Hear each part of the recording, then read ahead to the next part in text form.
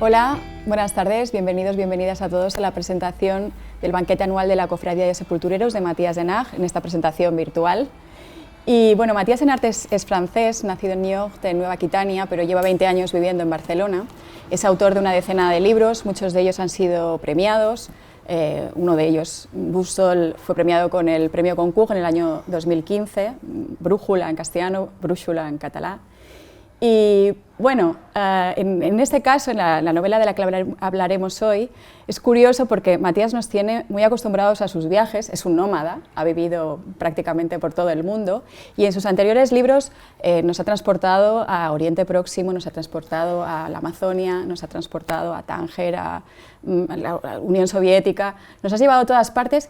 Y aquí regresas a Francia, regresas al oeste de Francia, pero no lo haces con nostalgia, no lo haces como un reencuentro con tu país natal, sino que lo haces a través de la exploración, a través de la extrañeza, que tiene un etnólogo, David Masson, que es un etnólogo parisino, urbanita, que de repente se ve en un pueblo entre las marismas, intentando estudiar las costumbres de la gente de este pueblo, porque está haciendo un doctorado sobre cómo es la vida rural en nuestros días, ¿no?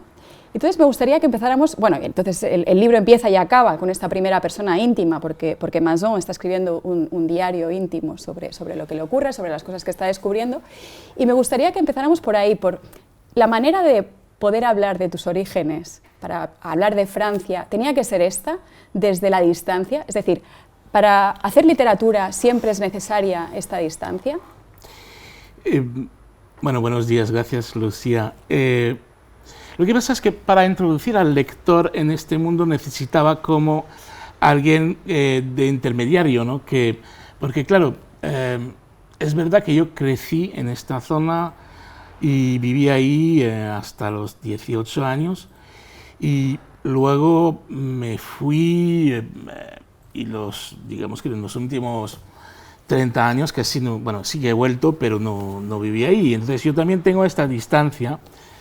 Y es cierto que mis libros anteriores, mis novelas anteriores, trataban de otros mundos geográficos, ¿no? De Oriente Medio, incluso de Barcelona o de Rusia, pero nunca había vuelto con la literatura, ¿no? a mi pueblo y mi zona natal. Y me dije, bueno, y tenía esta idea, este proyecto del banquete anual desde ya hacía tiempo, pero necesitaba alguna forma de introducir también al lector en esta zona, ¿no? Y me dije, mira, es igual que en un western llegar extranjero a un pueblo y es a través de sus ojos que lo vamos a descubrir, pues así pasa en el libro.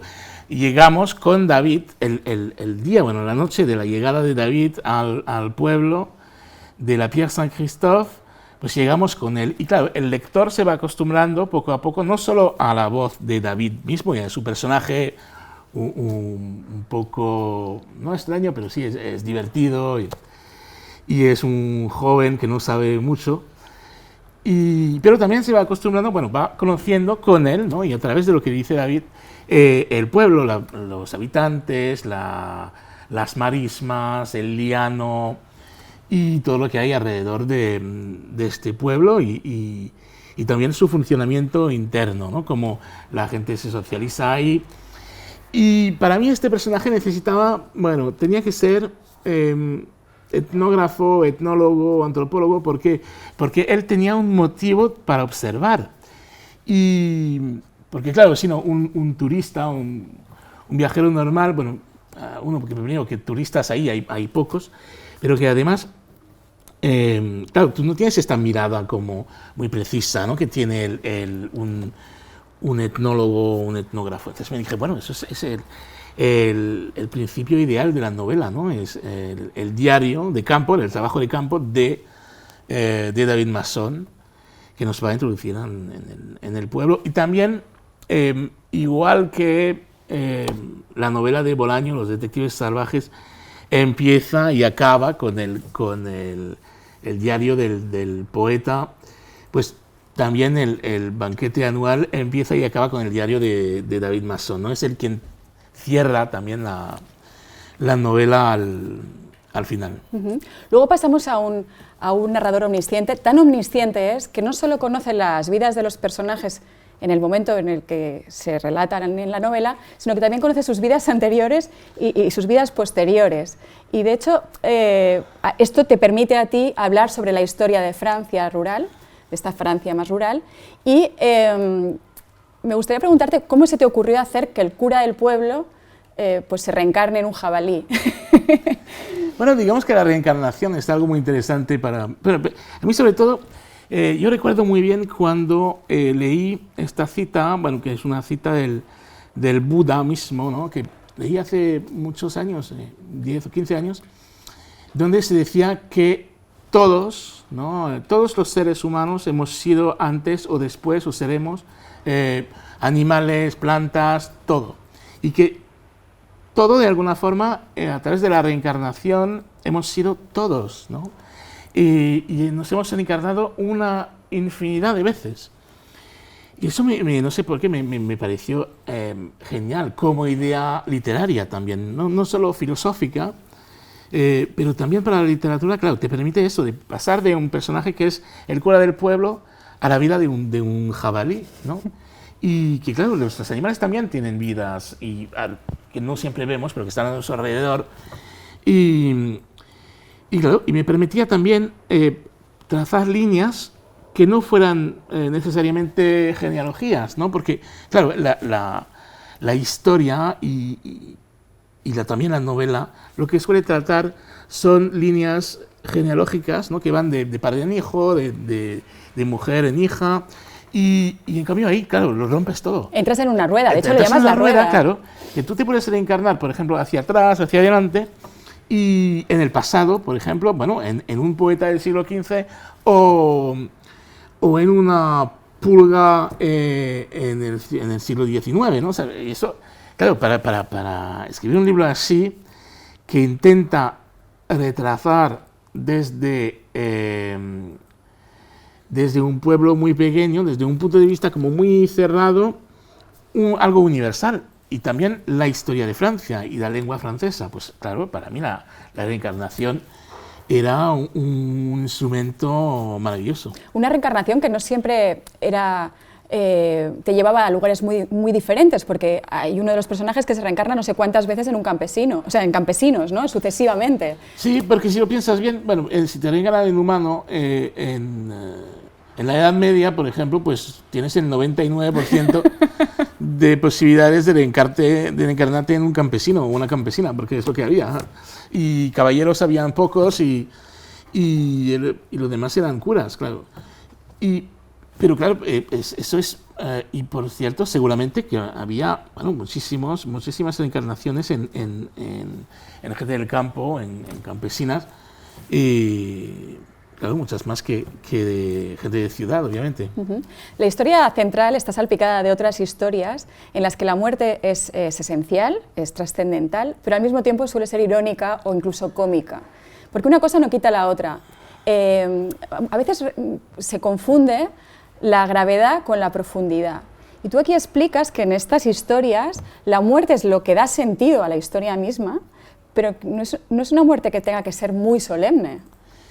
Bueno, tiene un punto de solemnidad y el duelo es triste, ¿no? Pero si lo piensas bien, la muerte es una experiencia común, ¿no? Es igual que el nacimiento. Si todos hemos nacido, pues todos vamos a morir. Y de ahí, si lo ves de una forma, no sé, como muy materialista, pues no hay nada más que decir. Y entonces eso se puede tomar de una forma más irónica, más grotesca, más burlesca, o más triste o seria. Pero nosotros, eso lo decía muy bien Schopenhauer, ¿no? Dice, bueno, nos alegramos de que alguien nazca, y estamos tristes cuando alguien muere. Pero eso es el destino común de todos, ¿no? Entonces, bueno, pues tenemos que también no alegrarnos de la desaparición de alguien, pero sí verlo de una forma, en cuanto a nuestra propia desaparición, más alegre, ¿no? Y ahí el banquete anual de la Cofradía de Sepultureros, que es una profesión que a mí me interesó muchísimo, que porque hace, no sé, es seguramente el oficio más antiguo del mundo, ¿no? Y de la humanidad. Siempre hemos cuidado a nuestros muertos y nos hemos enterrado y esto desde la prehistoria, ¿no? Es que es los primeros monumentos, ¿no?, que existen son estas tumbas neolíticas y cosas misteriosas. Sabemos muy bien qué son, como estas piedras levantadas, son los dolmenes, que hay un ejemplo en el pueblo. Y claro, es gente que está aquí, pero que no queremos ver, ¿no? Son como un poco la parte escondida de la vida, que es lo que pasa con nuestros cuerpos una vez muertos, ¿no? Y un día en un viaje en Praga, bueno, muy lejos de la zona del libro, en una sinagoga, bueno, al lado de una sinagoga, en una especie de casita pequeña, delante de un antiguo cementerio judío, se podía visitar y se veía que esto era la sede de la cofradía de sepultureros. Y me dije, wow, eso es la cofradía de sepultureros. Y ahí había una expo con 3 o 4 cuadros, ¿no?, de esta misma cofradía del siglo XVIII, y con un cartel que ponía exactamente esto, ¿no? Para consolarse de su triste oficio, cada año los sepultureros serán un gran banquete. Y me dije, esto es genial, el banquete anual de la cofradía de sepultureros, y quiero escribir esto. Y investigué un poco y vi que esto era una costumbre judía que estaba en todo el lado, digamos, en la Europa central. Cada vez que había una cofradía de sepultureros, pues había también esta tradición del banquete. Me dije, esto lo quiero para mi pueblo también, ¿no? El banquete anual de la cofradía de sepultureros. Y ahí, juntando un poco la experiencia de David, el banquete, mi zona, el pueblo, ahí se armó un poco así la novela. Y además estos sepultureros negocian con la muerte, porque durante los 3 días que dura el banquete no muere nadie para que no tengan que trabajar y la muerte tampoco tenga que trabajar, ¿no? Exacto, eso lo añadí yo, eso no estaba en la historia de la cofradía de sepultureros. Sí, ellos tienen un pacto con la muerte, porque claro, la señora muerte ellos trabajan a su servicio, ¿no? Y entonces tienen este acuerdo de que durante los 3 días del banquete anual, pues no muere nadie. Y la muerte ella también descansa y espera, bueno, para que no haya trabajo para ellos, ¿no? Y entonces, claro, para que puedan estar un poco, claro, olvidar totalmente su triste oficio. Al final del banquete hay todo un ritual, ¿no?, donde den una especie de homenaje a la muerte, que les da trabajo, claro, y les da su vida, y ahí se acaba y vuelve la rueda a rodar, ¿no?, de muerte en nacimiento hasta el final de los tiempos. Es un libro también sobre el placer. ¿Sería la contraposición de la muerte, el placer? Una manera de disfrutar de la vida. Sí, bueno, es una forma de disfrutar de la vida. Digamos que la muerte es imposible conocerla, ¿no? Es la única experiencia que no podemos tener. Y aparte, eso lo cuenta muy bien Lucrecio, ¿no? La única posibilidad de acercarme que tengo a la muerte es la vista del cadáver, que es lo único que sé que seré, pero aparte de esto, es una total incógnita. Y entonces, durante el tiempo que tenemos, claro, pues hay que disfrutar. Pero no sé si es un libro que trata realmente el placer como tal, aparte de la parte central del festín y del banquete, donde, claro, ahí hay todos los placeres que se puedan comer o beber, pero también el placer de la comunicación, ¿no? El placer de la conversación, de estar juntos, simplemente, ¿no? Que es lo que tanto echamos de menos ahora. Y eso es uno de los placeres que salen en el libro. Pero yo creo que es más bien una novela si tuviera que resumirla de una forma así muy breve, yo creo que es un libro sobre el cambio, cómo todos nosotros cambiamos, ¿no? Claro, bueno, si crees en la reencarnación, entre animales y hombres, por ejemplo, pero cómo David Masson, por ejemplo, cambia desde el inicio de la novela al final, y cómo la Tierra también cambia, qué es la historia, ¿no? Qué significa precisamente el cambio histórico y cómo, claro, todos pasamos por ahí, ¿no? Por este proceso de transformación. Y sobre las contradicciones que se llevan a cabo mientras tanto, ¿no? Porque él poco a poco se va interesando sobre el tema de la ecología, claro, pero le cuesta quitarse de las pizzas congeladas, de internet, ¿no? Muchas veces ahora, en la actualidad, es muy difícil, claro, combinar este tipo de contradicciones. ¿Tú te has podido quitar de las pizzas congeladas y de internet? Pues ahí todos, ¿no? Es como... claro, es la gran contradicción que tenemos de saber, ¿no?, lo que sería bueno, pero hacerlo es otra cosa. Y David es un ejemplo de esto. Él sabe exactamente qué significa la ecología, cómo tendríamos que ser, incluso cómo tendríamos que cultivar la tierra, que reinventar la agricultura. Eso lo sabe muy bien, pero hay que aplicarlo, y es otro cantar. ¿Has dicho que es el libro más divertido que has escrito? Sí, creo que sí. ¿Crees? Sí, ¿no? Hasta la fecha sí. ¿Crees que es porque no podemos burlar a la muerte, pero podemos burlarnos de ella? Puede que sí, es verdad que, bueno, sobre todo porque también el humor lo necesitaba, porque precisamente quizá el libro también se interesa por temas, digamos, más hondos y tristes, ¿no?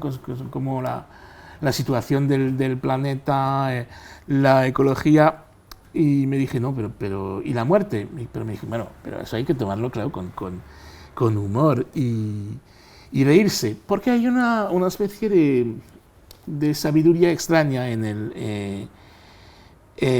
la risa, ¿no? El hecho de reírte, pues te hace, detrás, ¿no?, de la risa hay algo muy sabio.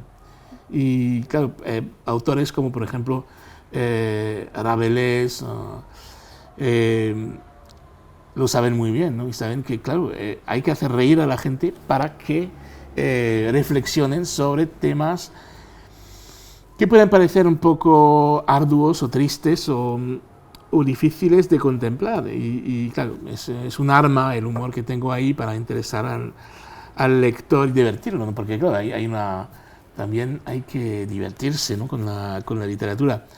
Y es verdad que quizás, porque también he escrito libros donde no se reía muchísimo, tenía ganas también de hacer uno más ligero, ¿no? Bueno, no, ligero no es la palabra, pero que utilice la risa para llegar a algo más hondo. Uh-huh. Y para acabar, tardaste 10 años en escribir esta novela. Sí, 10 años, sí. ¿Por qué? Bueno, mientras he escrito otros libros, ¿no?